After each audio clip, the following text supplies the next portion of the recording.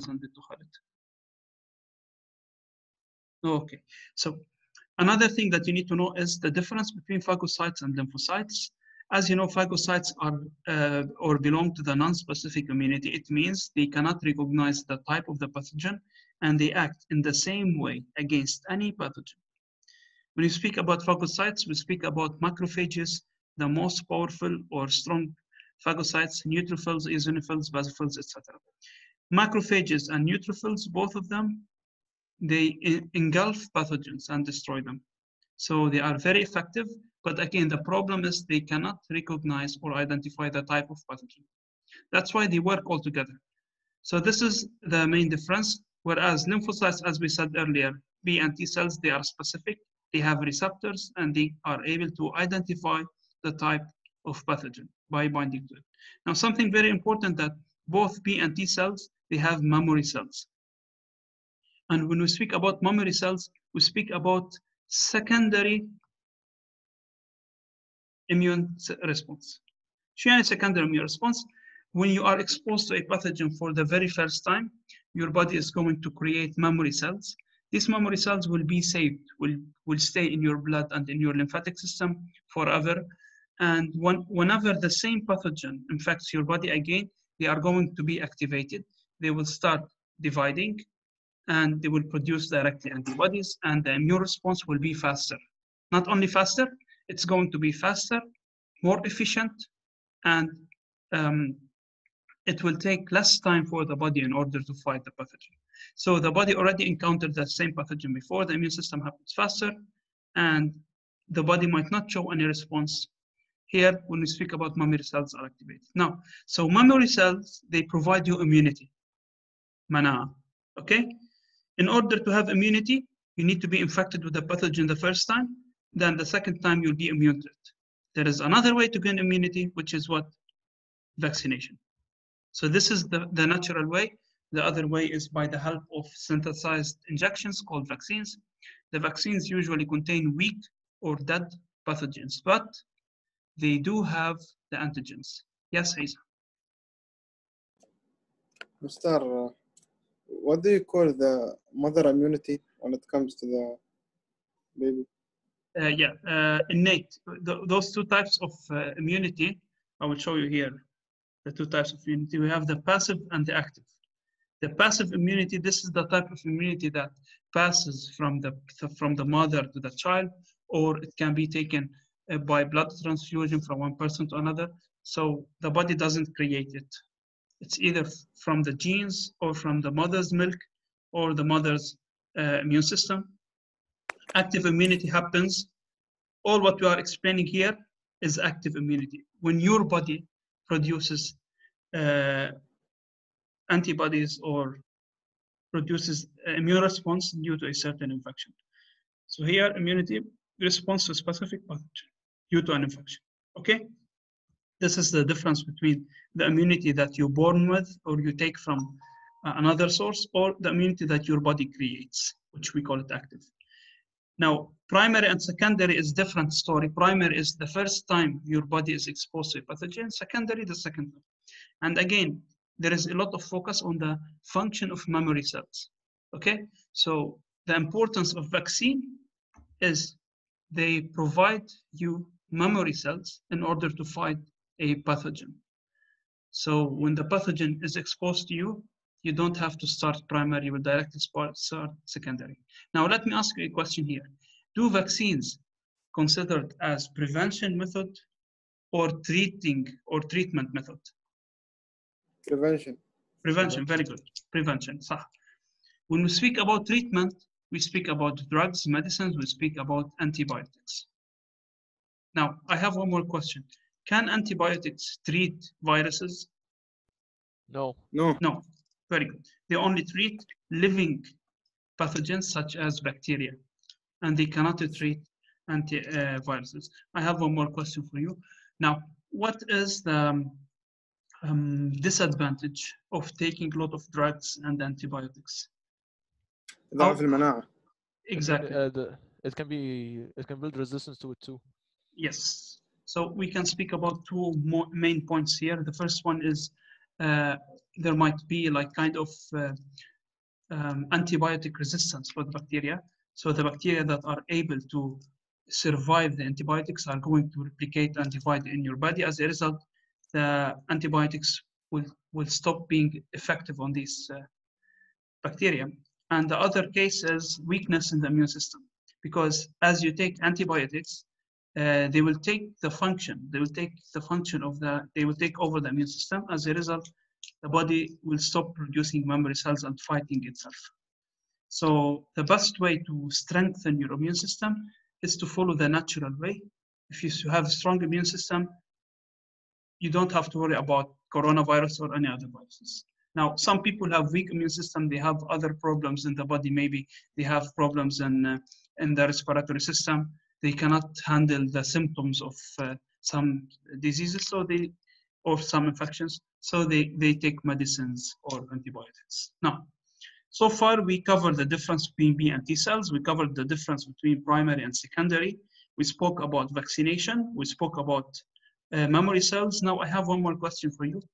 Now, if this is true, that if we get infected with a virus, and if the same virus enters your body again, your body is going to respond faster. And most of the time, you are not going to become infected. This is similar to chickenpox virus. Now, what about flu virus? Why this is not applied to flu virus? Even though we get flu each year, maybe sometimes within the same year we get, yeah. It changes itself. Yeah. Exactly. It changes its shape, or if I want to say it in a biological or scientific term, I say that these viruses can mutate. Mutate, it means they can have mutations in the DNA. And if we go back to the first term when we spoke about protein synthesis, if there is a mutation in the DNA, this mutation can change the amino acid, and this can change the protein. And the protein is the antigen of the pathogen. So the antigen of the pathogen that lies here, the antigens that lie at the surface of the pathogen, they are proteins. They are made due to protein synthesis based on genetic code. If there is a change in the code, there will be a change in the shape. So as if you have a key, and as if I have a key, for example, and I modify it, or I break part of it, it's not going to work. This is the same problem that happens with HIV. Even some researchers, they are not confirmed yet.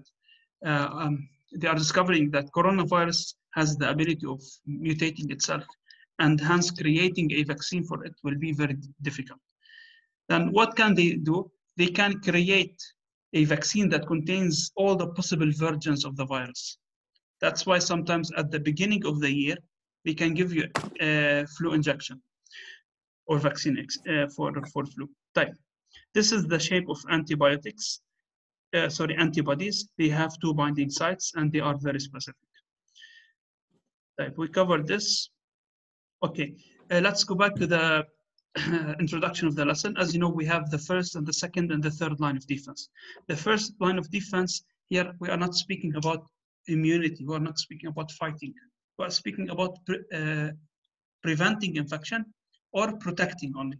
And here we speak about the barriers that are the skin, the mucous membranes inside the body, tears, sweat, and stomach acid. All of these, they are non-specific. They don't involve cells or fight. They only prevent. Okay? They act in the same way against any pathogen. In the second line of defense, we start speaking about inflammatory response. If you have an injury, if you have fever, if there is bacteria that achieved to cross the first line of defense, here we speak about second line of defense, which is non-specific immunity. Non-specific immunity. And it includes phagocytes, as we said before, inflammatory response, complement proteins. We didn't explain this in detail. These are proteins that act non-specifically against pathogens. And these are the symptoms of inflammatory response: redness, swelling, warmth, pain, etc. Now, the last line of defense, it's the most effective one, which is the specific immunity. And here we are speaking about cellular immunity and humoral. When I say cellular, I mean the action of T cells. When I say humoral, the action of B cells. Okay? And we already explained about this. Any question about cellular and humoral immune response, about specific, non-specific, primary, secondary, HIV, all of these? Any questions here?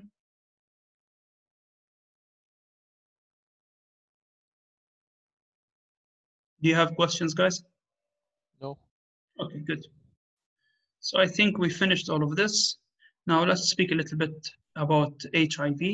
You have to know the difference between HIV and AIDS. شو HIV? شو AIDS? HIV is a human immunodeficiency virus, whereas AIDS is acquired immunodeficiency syndrome. Acquired immunodeficiency syndrome. HIV is the virus that causes AIDS. A person might have HIV infection without having AIDS. And actually, it needs several years for a person to develop AIDS, which is the syndrome, the disease. So many people are living with HIV and they are living normal life, taking precautions for sure. Now, let me ask you this question. How the life of a person with HIV infection looks like? What are some precautions or some actions that she or he must take? To live in a very sanitary place. Yes, repeat, please. To live in a very sanitary place. Yes. Yeah, I can. Okay, I agree. Avoid Yes. unprotected sexual intercourse. Yeah. Make sure to use clean needles. Exactly. So all what you mentioned is right, and it's very important that they need to avoid a lot of interactions with people. They need to avoid approaching sick people because they might get infections. And remember, those people, they have weaker immune system because they have a virus in their body that is attacking the helper T cells. Now, if I ask again, why helper T cells are very important? To answer this question, we need to look at just 1 minute. We need to look at how humoral and cell-mediated immune responses are activated. Just 1 minute, guys. Okay.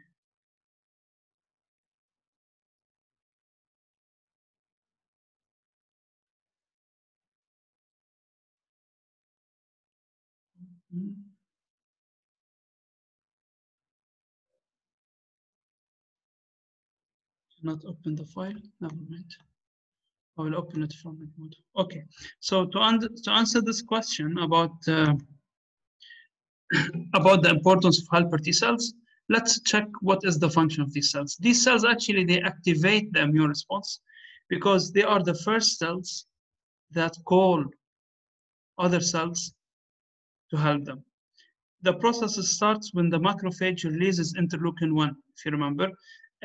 You don't have to focus on these details in the assessment, I'm telling you from now, but it's very important to understand how important are helper T cells. So look here at the diagram, 1 minute. This diagram. So if you look here, this is a macrophage.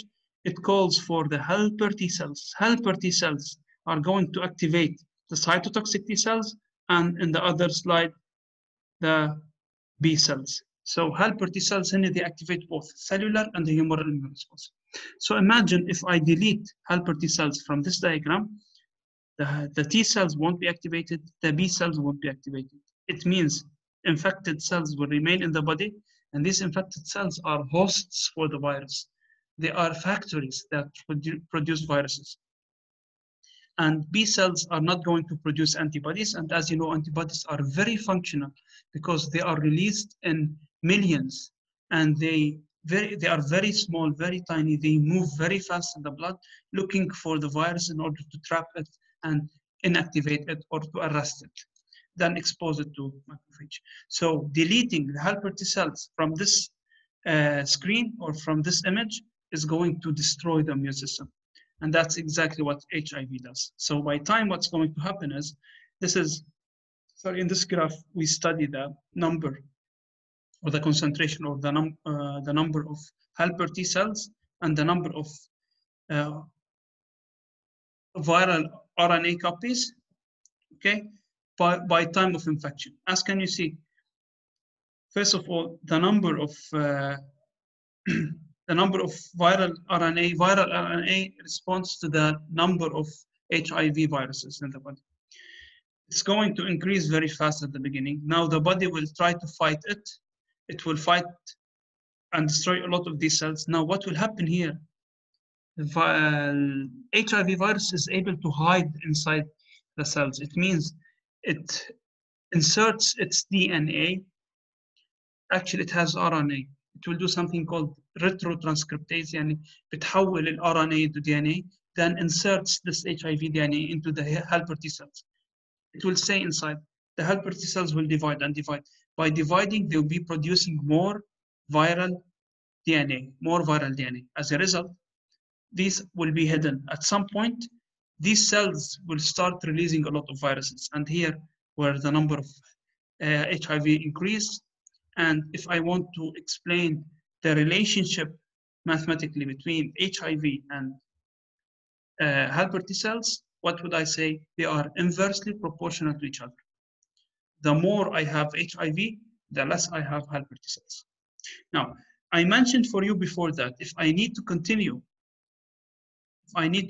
this diagram, at some point, look what will happen. This will go like that. Why? You remember why?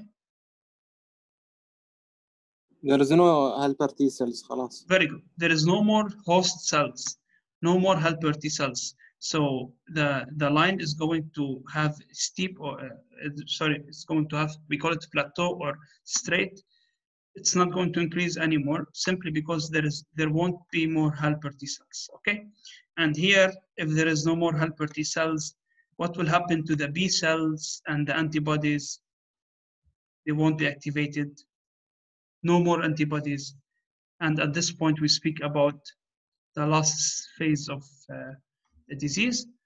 And at this point, the person is going to die because of opportunistic diseases that, as I mentioned before, they don't cause harm in normal population, but only in people who have HIV. So opportunistic infections are illness caused by pathogens that produce disease in population with weak immune systems. These organisms usually do not create problems in people with healthy immune system. This is regarding HIV. Had difference between HIV and AIDS. These are some diseases in the immune system: allergy, asthma, autoimmune disease. What else? Yeah. So this is regarding the immune system. The difference between antiseptics, antibiotics, and vaccination. We already discussed vaccination. The antiseptics, as we said before, and we argued about that, and Muhammad was right. They don't destroy, they reduce or they slow down the growth of microorganisms outside the body. Okay, this is the correct definition of antiseptics. Antibiotics, they destroy living organisms inside the body, and vaccination, they prevent, they don't destroy. Okay.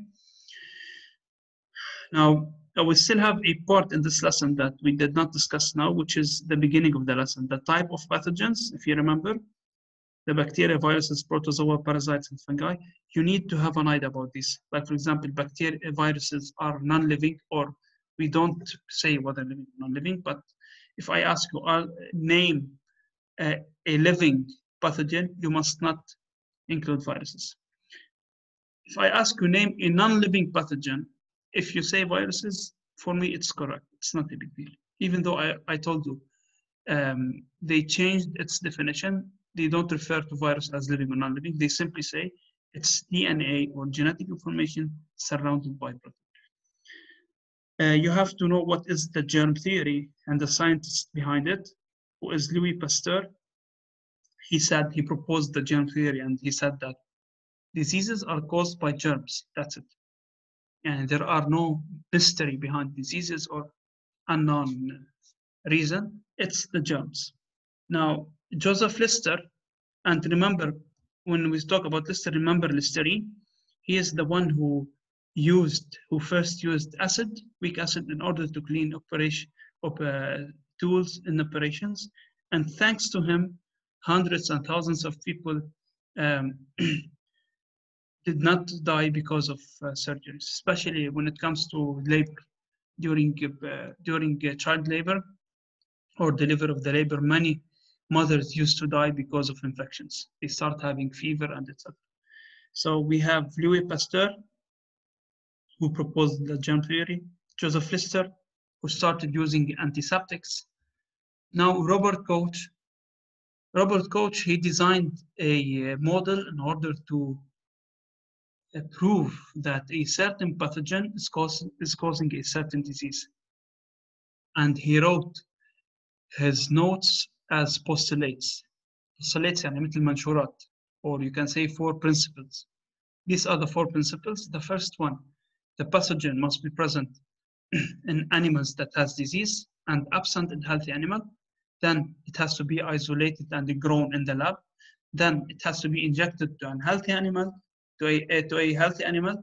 And last, after injecting it to the healthy animal, the healthy animal will develop the disease, and they need to compare the blood of the newly infected one with the blood of the infected one, original one.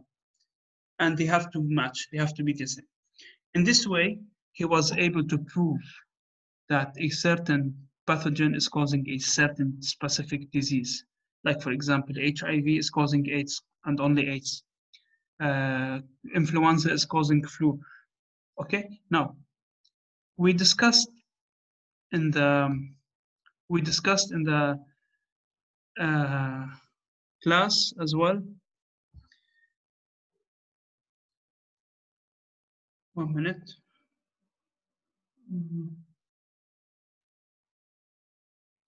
Yes, we discussed the disadvantages or the points that Robert Koch was unable to explain here in this video. If you remember, at the end of this video, what are the limitations of Koch's postulates? And we said that it doesn't work the same way with all pathogens. Some pathogens might be resistant. Some animals or individuals might have a better immune system. That's why it was a huge work. But after that, now thanks to technology, we have another ways in order to detect the origin of a disease. So you have to know these 3 scientists and how they contributed to the science or to the modern medicine. This is all about the immune system. Do you have any question? No. Okay, good. Now, let's go to the endocrine system. There's, I think you don't have a lot of objectives in this lesson, so only we need to discuss the difference between the 2 types of hormones. The hormones that are able to penetrate the cell membrane, these hormones are hydrophobic or they are steroid hormones. Yani it means they have a lipid nature. They are able to dissolve in the plasma membrane and go easily inside. This is one type. The other type, we call it amino acid hormones. These hormones can dissolve in water, cannot dissolve in fats. For this reason, they cannot go inside the cell and do their work. Instead, they send a second messenger. So, first of all, what are hormones? Hormones are chemicals released by glands. They are chemicals. So a hormone is a chemical signal. When I say a chemical signal, it means it has to be, it's physically, it's a substance. So it needs to move in the body. It will move from the gland to the target. The gland can be in the brain, like the hypothalamus, for example, and the target can be any cell in the body. Like, for example, cells in the kidney or cells in the liver, okay? So there are 2 ways of communication. The first one with endocrine glands. Endocrine glands, they release their hormones into blood directly. Whereas exocrine glands, they don't release hormones to the blood. Instead, they release hormones inside ducts. Like, for example, the bile duct. Okay. So when we speak about endocrine system, we have to remember that we have the gland, we have the hormone, and the target. And the question is, how can the hormone detects or identifies the target? Actually, this is the answer here, antigens, exactly. It's very similar. It's repeated, very similar to antigen and antibodies we studied in the blood last year and this year in the immune system. Actually, hormones have three-dimensional shape because many hormones are proteins, not all of them, some of them. They are able to bind to receptors on the target cells. So this specific hormone will only act on this specific target, but not on this one. There are steroid hormones. As we said, steroid hormones, they can directly go inside the cell and have their effect. Non-steroid hormones, which can be amino acids hormones or proteins, they cannot go inside. Instead, they will bind at the surface. After they bind, they will cause changes in the cell. That's all what you need to know. And then steroid hormones can enter, non-steroids cannot enter, but they cause changes by binding to the surface. These are the glands. We have the hypothalamus and pituitary gland. Now, these two glands, you have to know that these two glands are common between the endocrine system and the nervous system, okay? They are the CEO of the endocrine system. They are the decision makers. They give the orders to other glands. So if these glands are managers, these are the CEO. They give order to these glands, and these glands, they take the action, okay? So hypothalamus is part of the, as we said, the nervous system. The hypothalamus even is the owner of the whole company. Yani, the hypothalamus is the one who can take the decision. The hypothalamus will send the order to the pituitary gland under it, beneath it. The pituitary gland, still we are speaking about the headquarters. We are speaking about the control. The pituitary gland will send hormones to the body in order to activate the other glands. We call them stimulating hormones. Okay? So again, this is very important to know that these two hormones are a part of the nervous system. At the same time, they are part of the endocrine system. Whereas all these hormones are only parts of the endocrine system, they might be parts of other systems. Like, for example, the pancreas is part of the endocrine system and a part of the digestive system. Like the testes and ovaries, they are part of the endocrine system and part of the reproductive system. Okay. Now, what you need to know here as well, as we said, the hypothalamus is the most important gland. It controls the pituitary, and the pituitary can control the rest glands in the body. If you remember, we spoke even about negative feedback. This is very important. We are not going to ask a lot about positive and negative feedback, but you have to understand how the endocrine system works. The endocrine system takes action. It takes action based on data, based on information that it gathers from the nervous system and other systems. Once the action is taken and the body is able to maintain homeostasis, releasing of hormones must stop. This is called negative feedback, okay? We explained about it, and the idea is very clear. So negative feedback is when a gland takes a counter action to stop the release of hormone after homeostasis is maintained. For example, I'm eating a meal which has a lot of sugar. As a result, the blood sugar will increase. This will send a signal to the hypothalamus. The hypothalamus will send signal to the pancreas. The pancreas will release insulin. Now my body is releasing insulin. What will happen to the sugar? It will return back to normal. After homeostasis is reached again, another signal will go to the hypothalamus. Now the hypothalamus will do a negative feedback. It will send another signal to the pancreas asking it to stop. I don't need any more insulin. This is called negative feedback. Or simply it will stop releasing activating hormone or stimulating. This is negative feedback.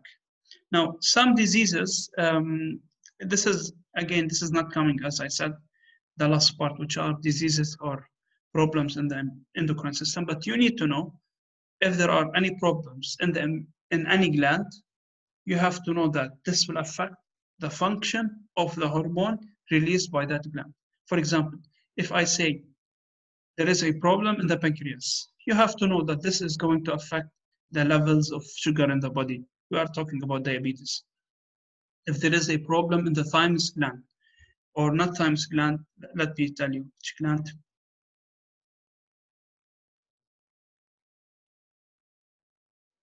If there is a problem in the thyroid gland, sorry. If there is a problem in the thymus gland, this will affect the immune system because the thymus helps in maturation of T cells. If there is a problem in the thyroid gland releases thyroxine. Thyroxine is responsible for body's metabolism, is responsible for the cellular respiration happening in the cell, responsible for how much the body burns, how much the body is active. If there is a problem here, this will affect the metabolism in the body. Some of the cases, we call it hyperthyroidism. When this gland releases too much of the hormone, as a result, the person will have very high heartbeat, or we call palpitation. Yani the heart will beat fast. Another problem might be sweating, feeling tired, insomnia, unable to sleep. The opposite, if this gland is very lazy, like we call it hypothyroidism, if this gland doesn't release a lot of thyroxine, what will happen? The metabolism in the body will go less. As a result, the body will have a difficult time burning fats. The person might be more tired, more sleepy, less active, etc. So what you need to know is these hormones, these glands, and you have to know as well this one, the hormone which is produced and the function. So, like for example, hypothalamus, these are the major hormones, pituitary gland, etc. And I want you to focus on few hormones, not all of them.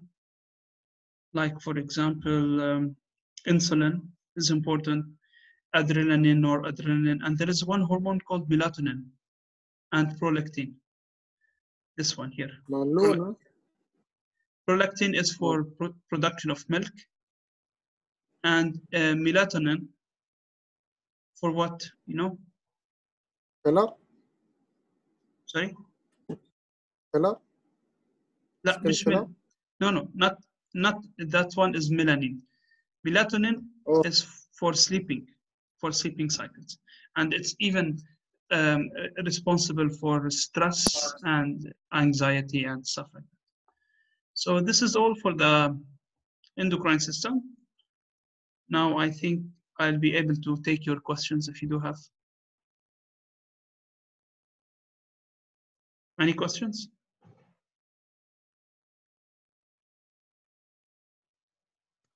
Stop.